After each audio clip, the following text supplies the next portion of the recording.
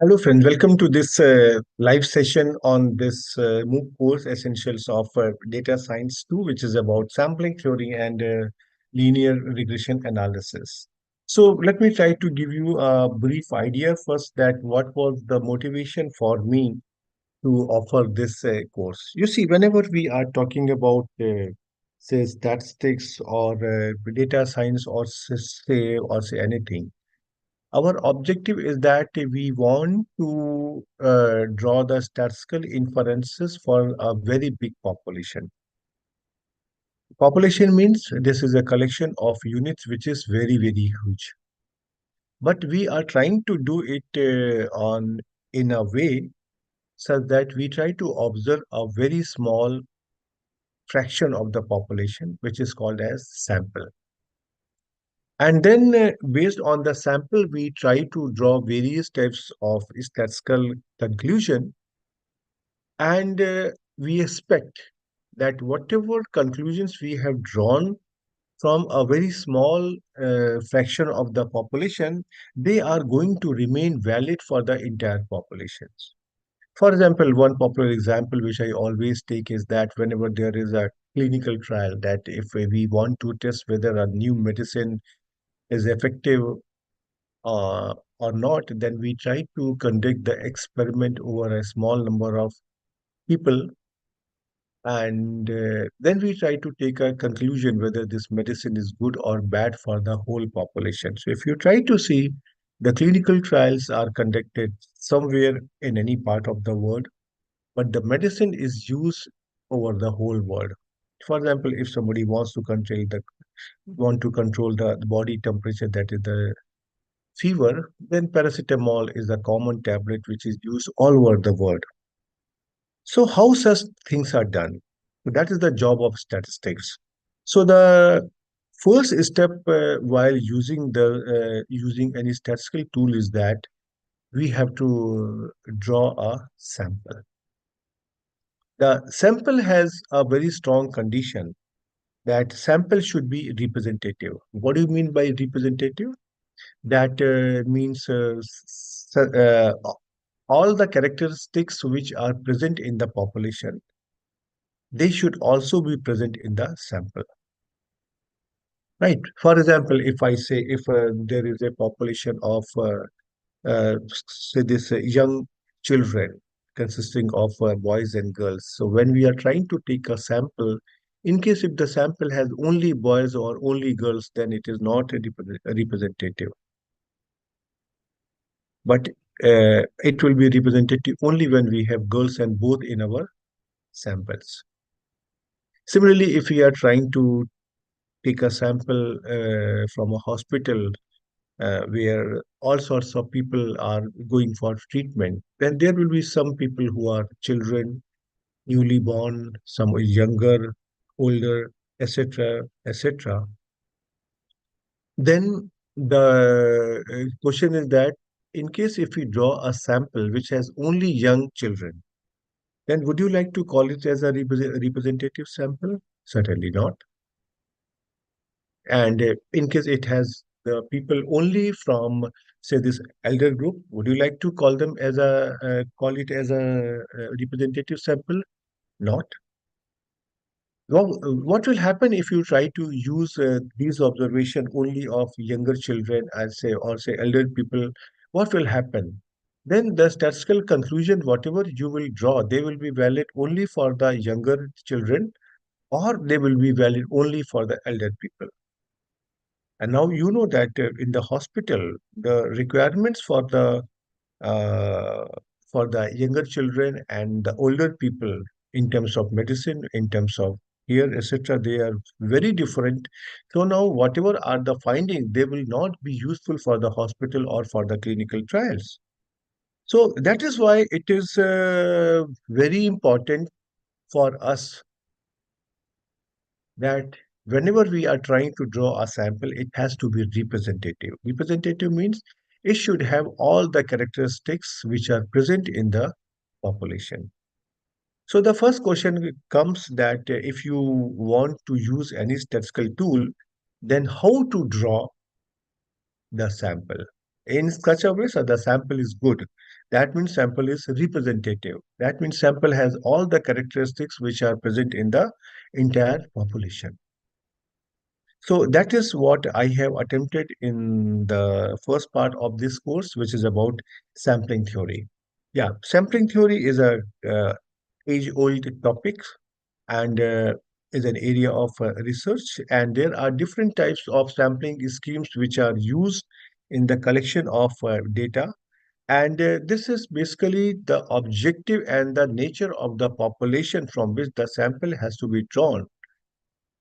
Based on this piece of information, we try to decide that how are we going to take the sample following which of the sampling scheme. For example, we have considered here only a couple of sampling schemes, but there are many more sampling schemes. If I say two-stage, multi-stage, two-phase, multi-phase, cluster sampling, double sampling, etc. There are and then even we have different types of sample where the probability of selection of the population unit that can be same, that can be different also. So they are called as say varying probability scheme or say probability proportional to size scheme, PPS sampling, etc. But yeah, I have not covered all those things, but it doesn't mean that they don't exist, and they will be useful in your real life statistics.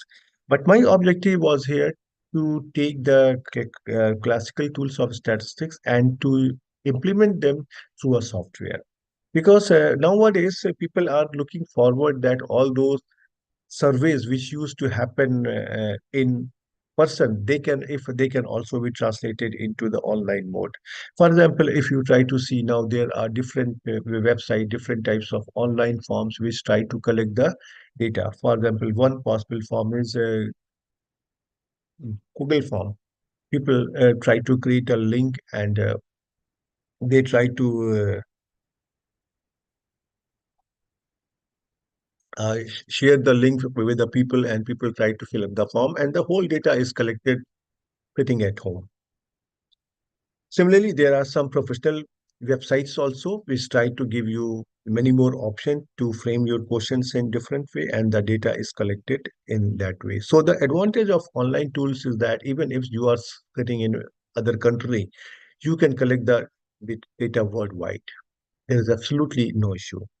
So now, given all these things, now the things are being developed that how to do sampling and how to implement the statistical tools of sampling in a software.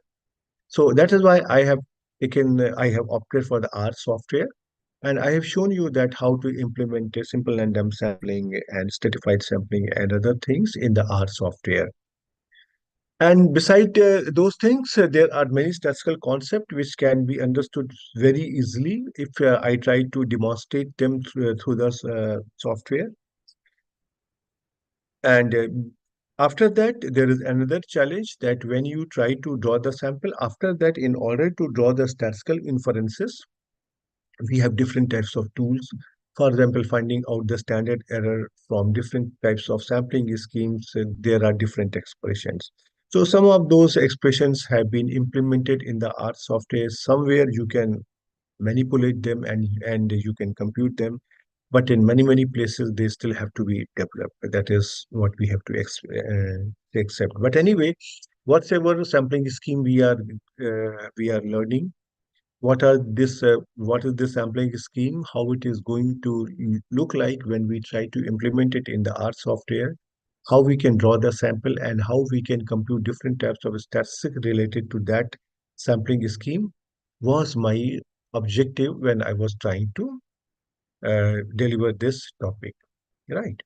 After this, and then, yeah, more important part was that bootstrapping. For example, whenever we are trying to develop a statistical tool to find out any statistical property like a bias, standard error, etc., it is very difficult to find out the exact expressions for the bias, standard error, which are more commonly used, as well as confidence interval, which are exact in nature uh, due to the complications in the mathematical analysis, right?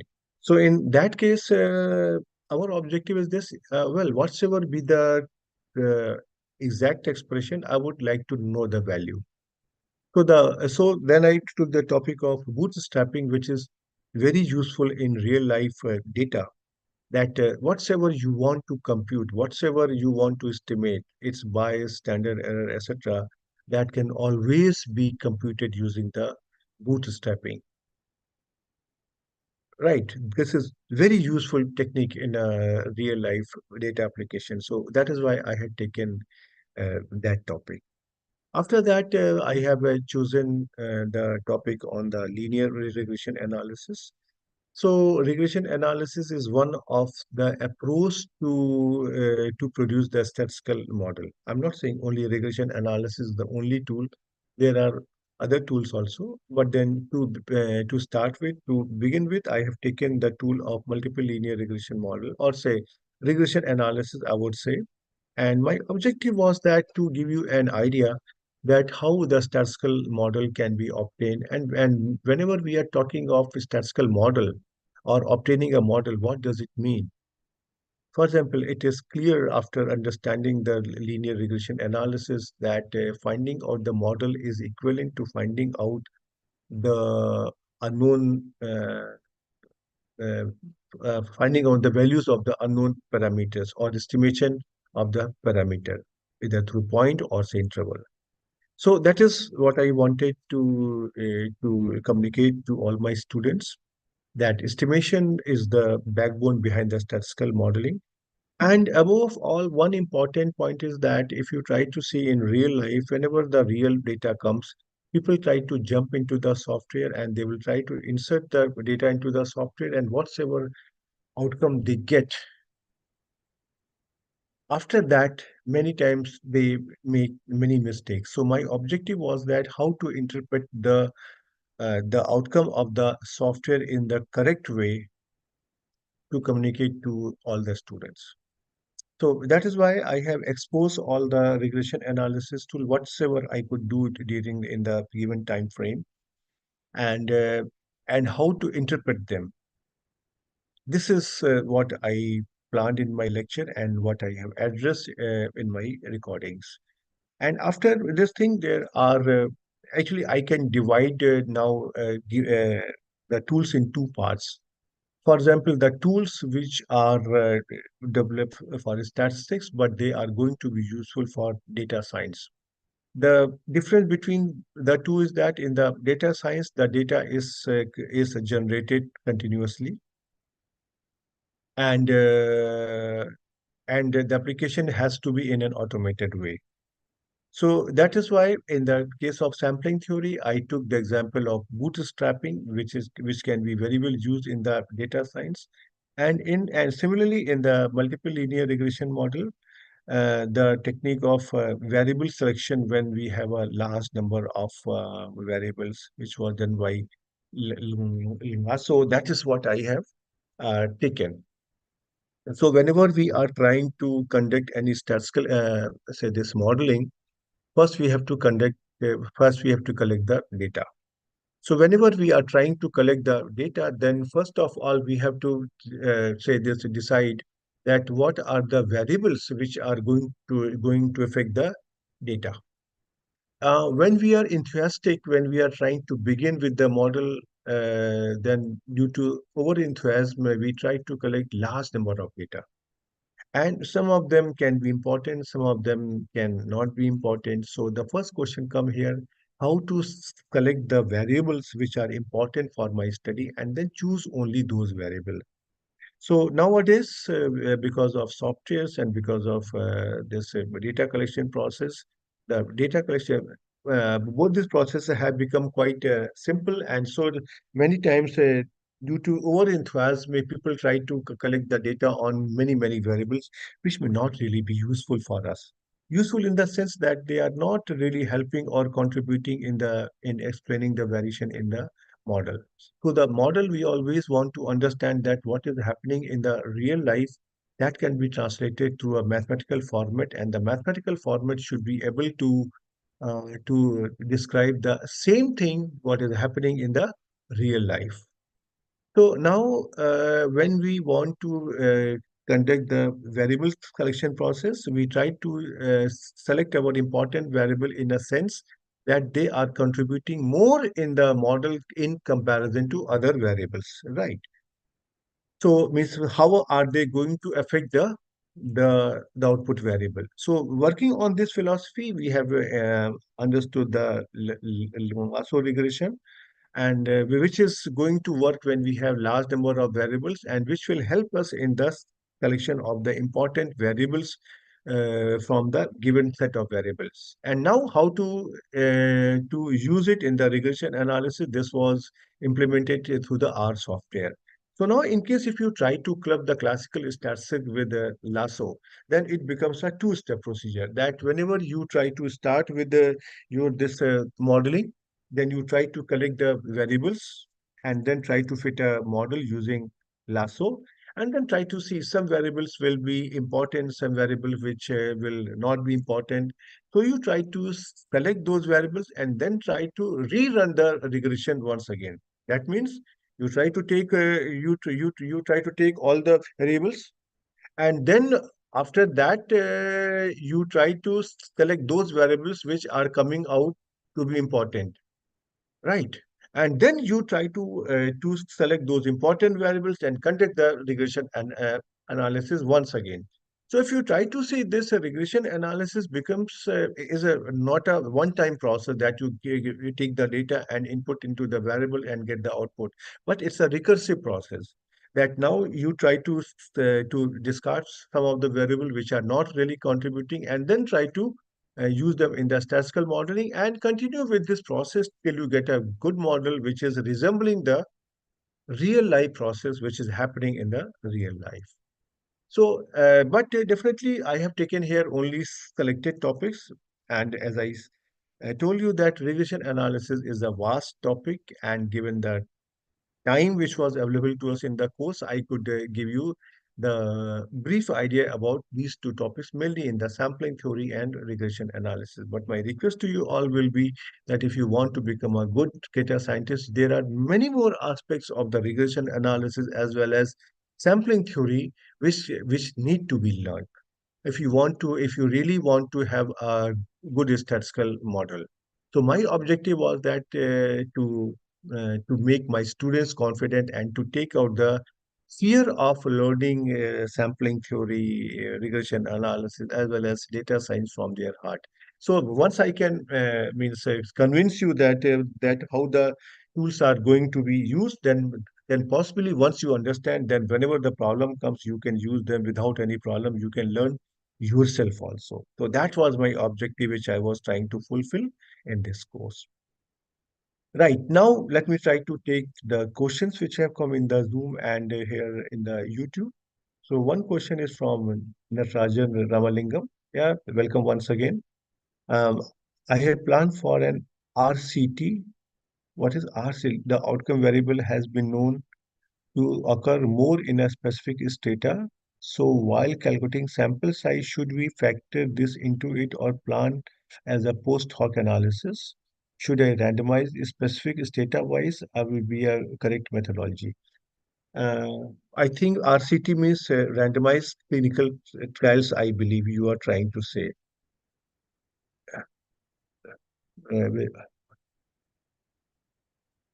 yes, you see. Okay, now I can understand it in a means I can translate in a more simple way that you are trying to conduct a statistical study in which you are believing that one particular variable is more prominent only in some part of the population, right? For example, if I try to take a simple example to explain your question, suppose we want to conduct some clinical trial in a country like India. Right. So we have different states, and different states have different types of food habits, food culture, everything. And now, if you know that, okay, in this certain area of the country, these types of food habits are more prominent, then would you like to consider collecting the data on that variable only from that part of the country or from the whole country? Right. For example, if I say, if you go to say in the northern part of India, say Punjab, then wheat is the main food. But if you go to the southern part of the country, like as this Kerala, for example, then rice is more popular than the wheat. So now, suppose if you want to have the data on say wheat, do you think that would you like to take a sample from Kerala or from Punjab? Definitely, Punjab has more means more important. Sorry, wheat is more important for Punjab than the Kerala. So I would say that in this case, if you try to stratify your population, some of the stratum will have almost zero sample size. You will not get even a sample size of a reasonable size. So in because there are because the people who in which the factor is prevailing, that number is very less. So my advice will be, yes, this can be done through the stratified sampling also, and we try to modify the sample size. But my advice will be that when you know that this factor is not present in all of the population, but only in the certain part of the population, then you try to collect the data only from that part of population. So in your question, I will say that that you try to collect the data only from that specific strata. Right. Otherwise, your resources will be used, your experiment will have a higher cost, but you may not get the sufficient number of observation from each of the strata. Right, and in that case, you will have a strata which is equivalent to a population, and then you can employ the sampling scheme only over that population. And as such, I can say that stratified sampling is more useful when when the variability across the population is very high. So we try to divide the entire population into different strata such that they are within homogeneous and between heterogeneous. Within homogeneous means mean the variability among the units within the strata is very small, and the variability of the units between the stratas that is very high. Right.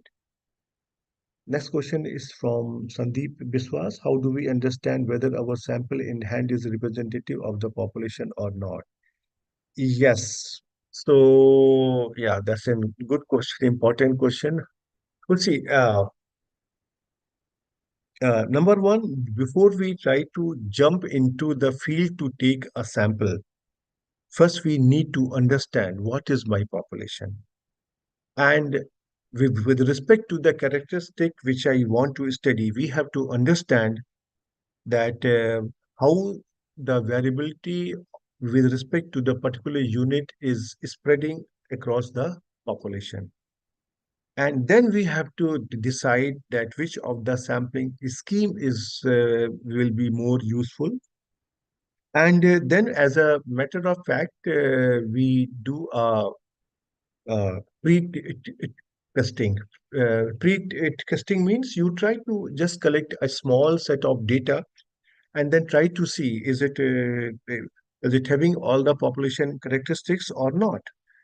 And when you are convinced after this testing of the data, only then you should go for this real survey. That's my advice to you. Otherwise, if you just jump into the population without thinking or without having the knowledge about the population, then the sample which you will be getting, that may or may not be representative. So I always say that if you want to become a good statistician, good applied statistician, or a good data scientist, you should also be a good social scientist. You must know, you must have the capability to observe that what is happening in the society, what is happening with the people, how people behave, or how any characteristics is affecting the population. Once you have this thing, then this type of question, whether my sample is going to be representative or not, this question will not be that difficult to address as they looks like. For example, if I'm staying in a country like India, I understand different types of states, their food culture, food habits, etc., etc.